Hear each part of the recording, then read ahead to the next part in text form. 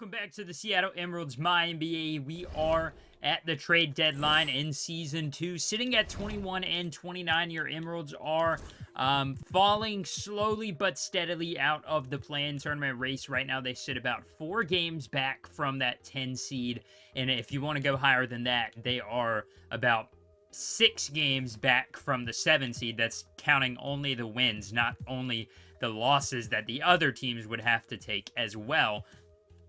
So the trade deadline has really rapidly approached. This Emeralds team has had some good moments. They've had some bad moments. They continue to struggle on the road.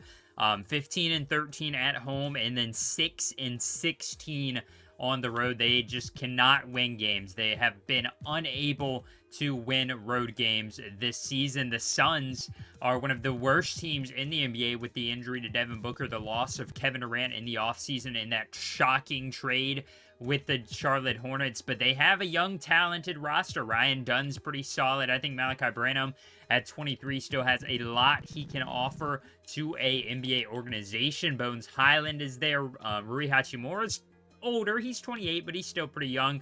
Usman Garuba's 24. Trey Washington, who they just drafted 4th overall, is having an okay year here in rookie, or in his first season as an NBA player. 8 points, about 5 assists, 1 steal. Not shooting it all that well, but that's not exactly what you bring in a young guy like that for. They've got Blake Wesley, who can maybe make some noise. JT Toppin. They've got young options. I think it looks like they have twin brothers right here, Ivan Rancic and Tom Barber, 2 guys that were, one was a G League guy, I believe, and one that was drafted. They did draft Rodney Moody, who's been having a solid season. Look at that, 7 points per game, 2 rebounds, 41% from 3. This is a guy that I was really interested in the second round. Unfortunately, he didn't make it to the second round. He leaves a lot to be desired on defense. He's a little short for a shooting guard, but he can flat out shoot it. And I'm definitely a little jealous, I guess you could say, of what the Suns have going on there, with Rodney Moody maybe being, one of their future players going forward. As far as trade rumors that did not actually come to life in this trade deadline, the Lakers struggling. They're the 12 seed. They lost LeBron to retirement. There was a lot of rumors around Anthony Davis. Now, don't get me wrong. Davis is very talented, but he's having a down year. He's slowly but steadily going down. 17.5, 10 rebounds, 2 blocks. Great season, but he can't shoot the 3 anymore, at about 15%. AD, at 33 years old, is, under contract for 4 more seasons till he is 36.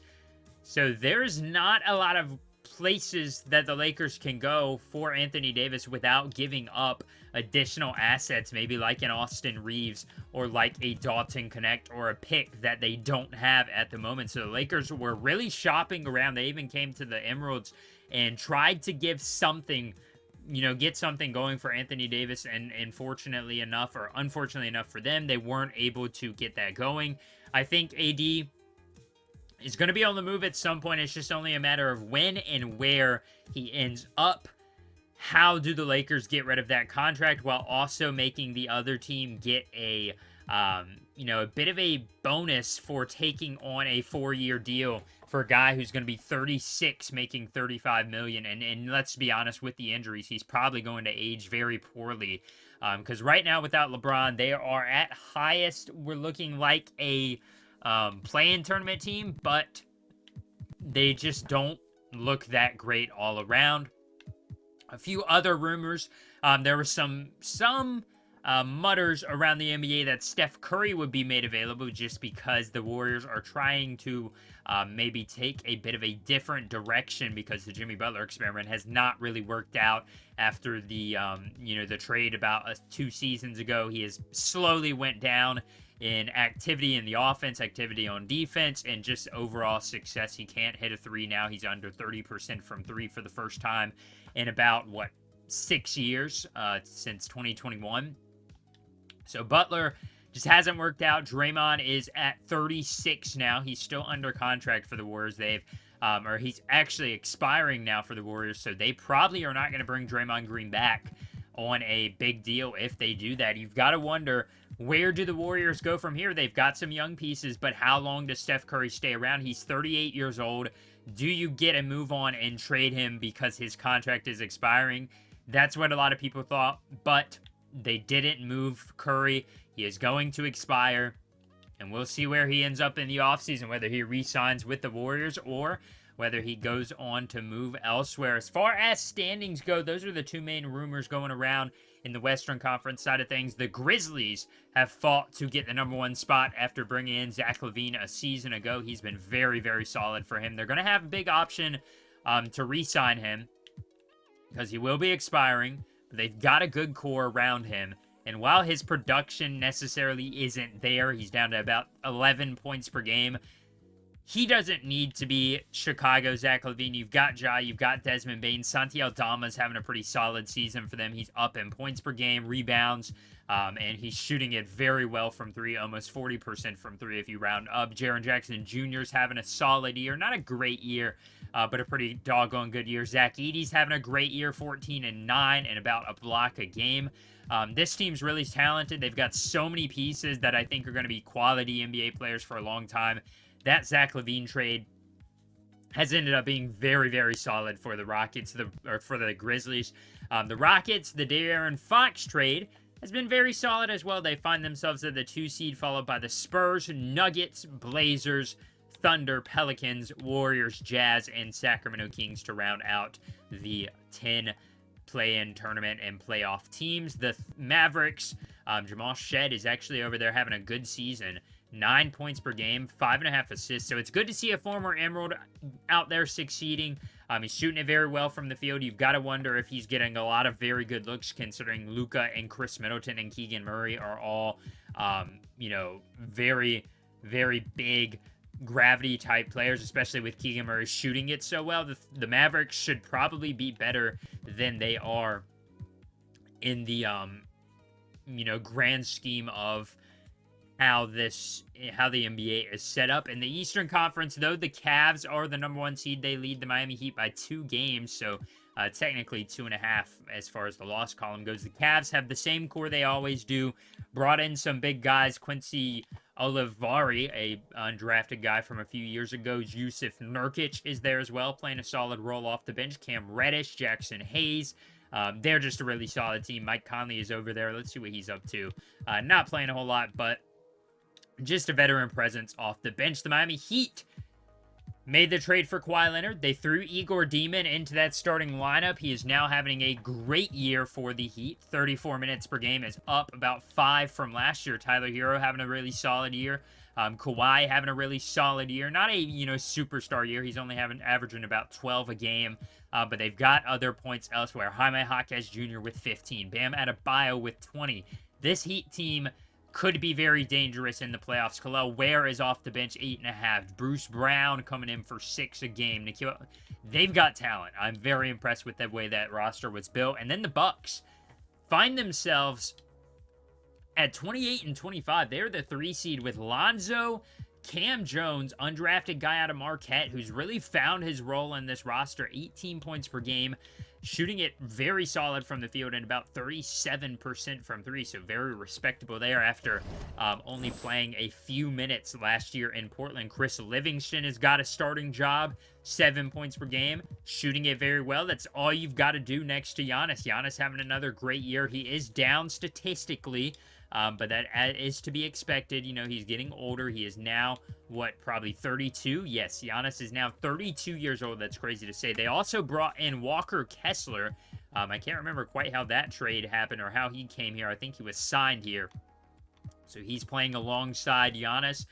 Kessler's having a very solid season for the Milwaukee Bucks, shooting it very well from 3 for his best career high season from 3 so far, and a career high points per game for Walker Kessler. They also have a bunch of other centers off the bench. A.J. Johnson's playing a solid role off the bench, a little bit regressed from last year, but man, this team's got some talent.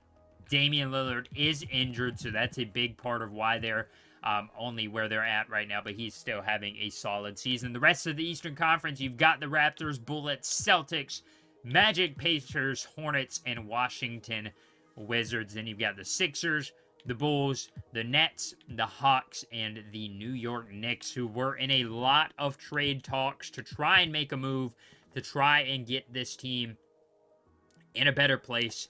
And let's just say they do actually go out there and make some moves that you guys will see in 1 second. Another team that's in a lot of trade talks right now, the Philadelphia 76ers, again, having a down year. The 11 seed right now, and the GM and organization is just fed up with it. They are ready to build around Tyrese Maxey in Philly, and they might be moving on from Joel Embiid and Paul George at this trade deadline, but we'll have to see how crazy this trade deadline really does get.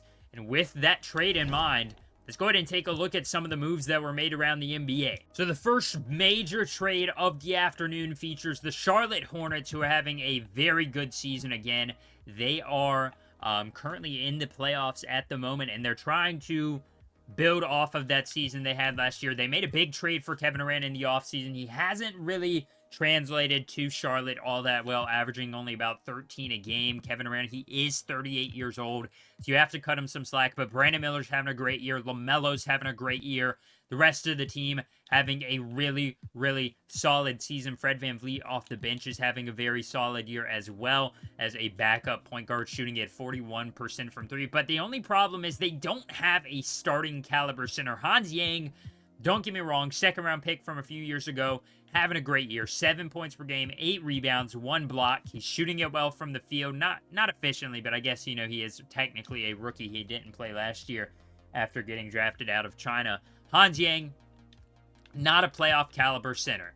The Nets have not won anything. They are still awful. This roster still has a lot of holes in it, and maybe it's time for them to move on from Nick Claxton, which, by the way, Brook Lopez is back in Brooklyn. That's crazy to see. So they're going to get on and give Duron Sharpe a chance to be the starting center the rest of the season. They're going to move on from Nicholas Claxton.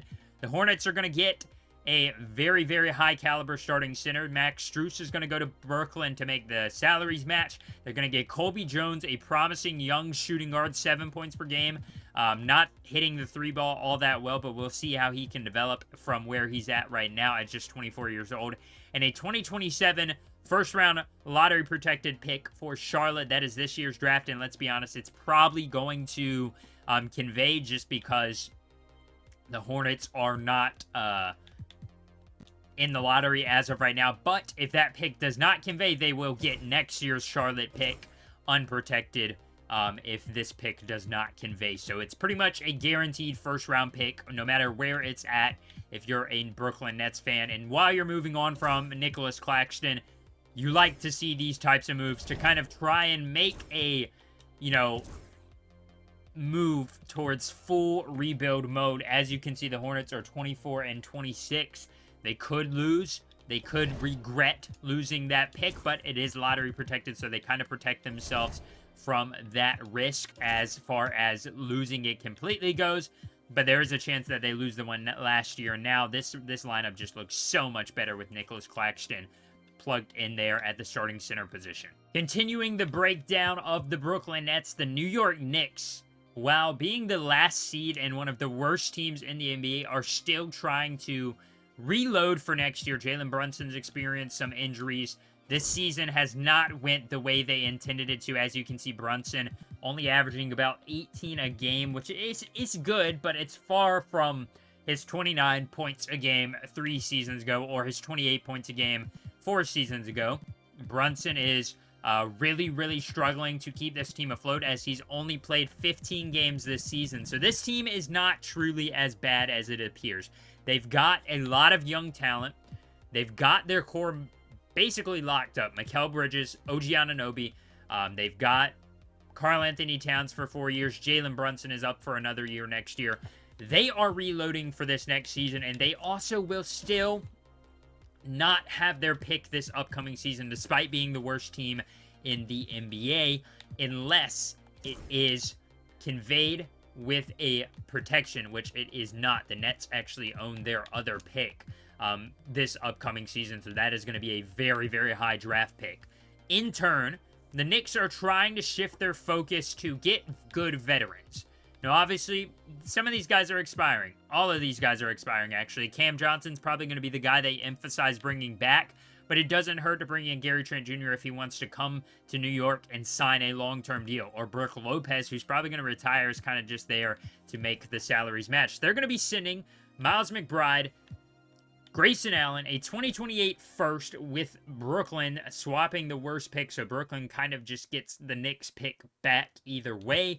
And then Gui Kennedy, who was the 15th overall pick this past year, hasn't really played all that much and really does not have a chance to play all that much going forward, especially with Sean Wesley in front of him, who was drafted just 2 spots above him in the draft order. The reason they're willing to give up McBride is expiring, and they have Tyler Kolek, who's having a great year and is on a rookie deal, so that's going to help save them some money on the books going forward. The Nets, once again, get rid of some veterans, and they get young guys. They get a pick, and they get a salary expiring contract, and Grayson Allen. They are going to have to add an exception, but other than that, the Brooklyn Nets and the Knicks are making that move. The Knicks' new look lineup does change a little bit. They've got Brunson, Gary Trent Jr., OG Anunoby, Cam Johnson, and Karl Anthony Towns, Mikal Bridges off the bench, Tyler Kolek, Brook Lopez, Pacome Dadier, Gary Harris, and the rest of their roster down here. Nick Richards is recovering from an injury, and it'll be interesting to see if the Knicks can make a run.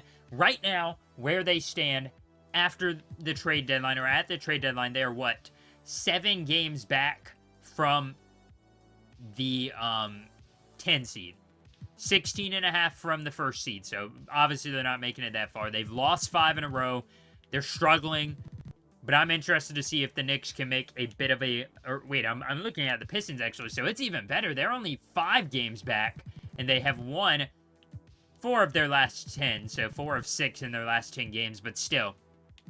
It'll be interesting to see if going forward the Knicks are able to actually make a little bit of noise with this new look roster. And let's go ahead and take a look at what the Nets look like now, as they have made a lot of moves. They had Jeremiah Fears, who was their 4th overall pick a few years ago. He has been very good for them. He is basically the future of Brooklyn basketball. They've got Dyson Daniels, Josh Giddey, Noah Clowney, and Day'Ron Sharpe, as well as Miles McBride now, Colby Jones, Max Strus, Grayson Allen, Jalen Wilson, and Dariq Whitehead, as well as Colin Murray-Boyles. They're playing everybody. Donnie Freeman. Everybody's getting on the court. And Gui Kennedy, with Devin Carter being a reserve, but he is currently injured. So the Nets kind of revamped their roster entirely. Interesting to see where they go in the future, but I think they're set up really well. As I mentioned, they have the Knicks pick this year, so there's a chance that that could be one of the top picks in the draft. We'll see where it ends up falling, but I think this is a really, really big move for the Brooklyn Nets to try and get off of these veteran contracts. So the next smaller trade that's going to be happening is a bit of a big move for the Raptors. They're finally in playoff contention. They have seen this core finally come through. Emmanuel Quickley, Trey Jones. They've got KPJ at shooting guard. He's having a really solid year for them. Musiala Cornercall's having a pretty solid year as well. The 12th overall pick, a guy that I looked at out of Nigeria in this past year's draft. Grady Dick was playing pretty well, but he's been injured for a good portion of the season. And then you see Scotty Barnes and RJ Barrett playing really well. But they don't have a backup small forward. That's the big hole in this roster. So they're going to be moving on from a couple of young prospects, guys that haven't played a whole lot. Jonathan Mogbo and Jacoby Walter. 2 solid guys, 2, potential guys that could be better. And they're going to be grabbing Sadiq Bey from a very bad Wizards team and a 2nd-round pick to kind of shore up that backup small forward position. This helps them a lot. Obviously, Sadiq Bey's not going to come in and win you a championship, but they just look a whole lot better now with Sadiq Bey. It lets those young guys not have nearly as much pressure on them as they get into the playoffs. Musiala Cornercall is not going to have to play 20 minutes a game in the playoffs just because of Sadiq Bey being a veteran and being a guy you can count on to play some solid minutes at that backup small forward position. And I know I hinted at this trade a moment ago, but it is time for the 76ers to blow it up. The Joel Embiid, Tyrese Maxey era, and if we want to include him, Paul George era, just has not been what they expected. They're still in playoff contention, so they're still pretty solid, but they're not where they want to be. They are barely making the play-in tournament at minimum, or at maximum, and it's just not working out for them. Joel Embiid struggling with his health. He's having a good year. but it's just not, what you want to see out of your Hall of Fame caliber center. He has started 52 games this year, but you want to see more than that, and they just are ready to move on. And the only team that made sense to grab Joel Embiid was the Austin Bullets. They are taking on a big, big risk here, but also a big, big reward opportunity if this trade works out for them. They're currently in the playoffs or playing tournament right now, and they're in their second year as a franchise. They bring in Joel Embiid, who is only 32 years old and still has a lot of time left in the tank if he stays fully healthy, which is a big if, but could potentially happen. You pair him up alongside VJ Edgecombe and some of their other young pieces, the Bullets could be a franchise in a dynasty for years to come if it works out well for them. And the 76ers get a bunch of salary filler, but they also get 2 first-round picks unprotected, a second, and Julio Owens, maybe the Joel Embiid replacement, a second-round pick this past year out of Mount San Jacinto College. Owens is not a shooter. That's unfortunate for the Bullets or for the 76ers, but he's got talent. He's young, so maybe he can develop into something.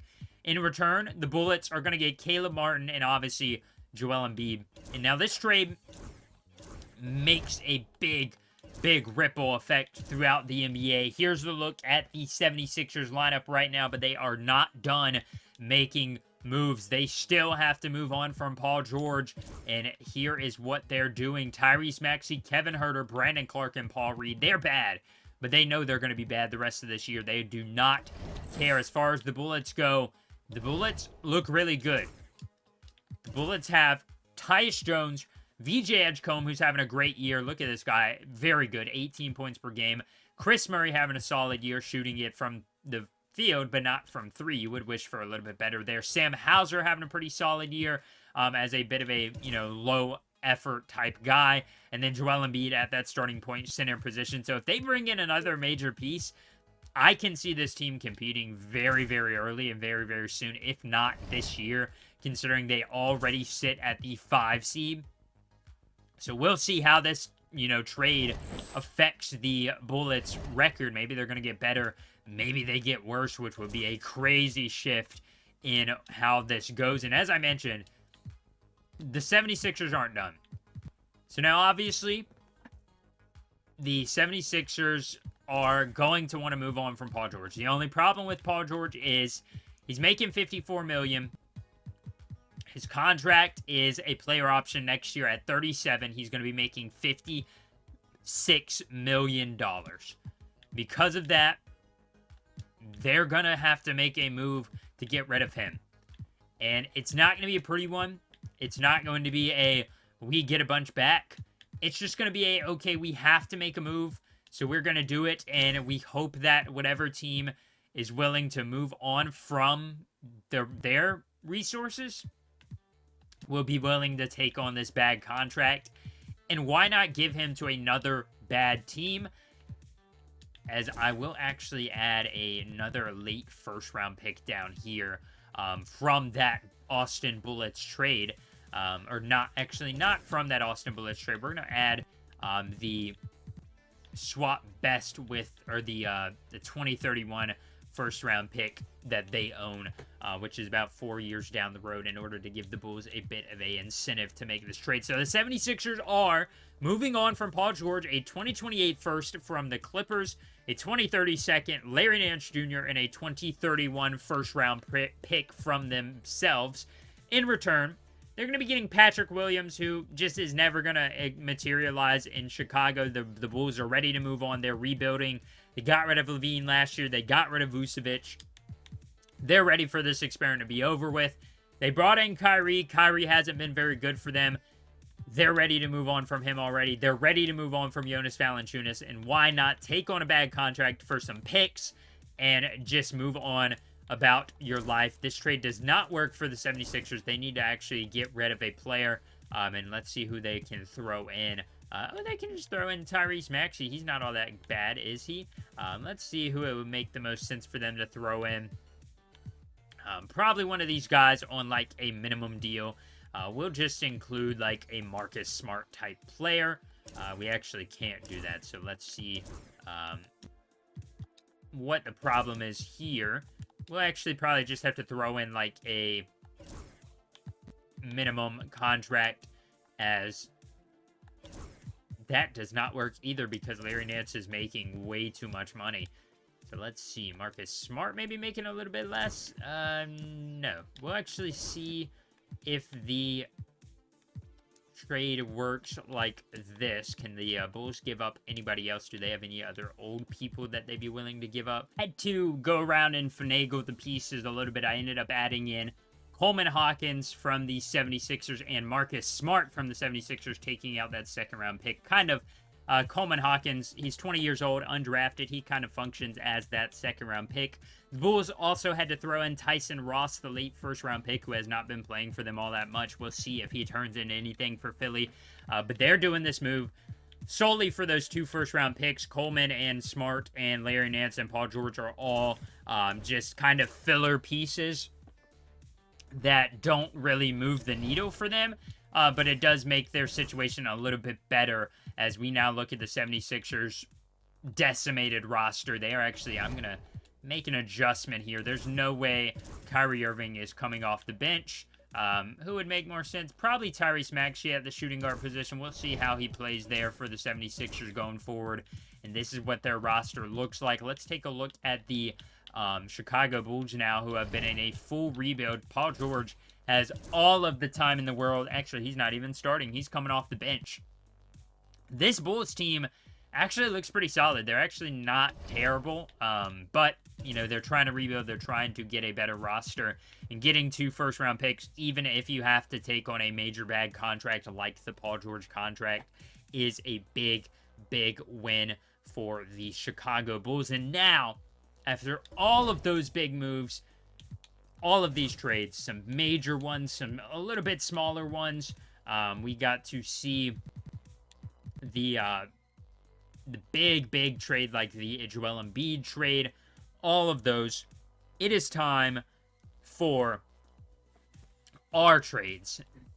So I know last episode I showed you guys 2 potential trades for Simon Fontecchio. Now, don't get me wrong, Fontecchio is a really good player. It's just his role in Seattle has very much diminished from year 1 to year 2. He's very solid. He's a good shooter. I like his game, but we just don't really have much need for him.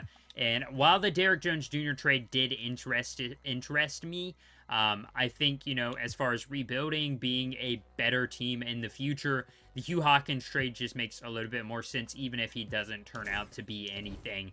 So we essentially swap second-round picks in 2031, and we trade for Hugh Hawkins, and that kind of saves us some space to make this other trade that I really, really am looking to do, which is the James Harden trade. You guys saw it.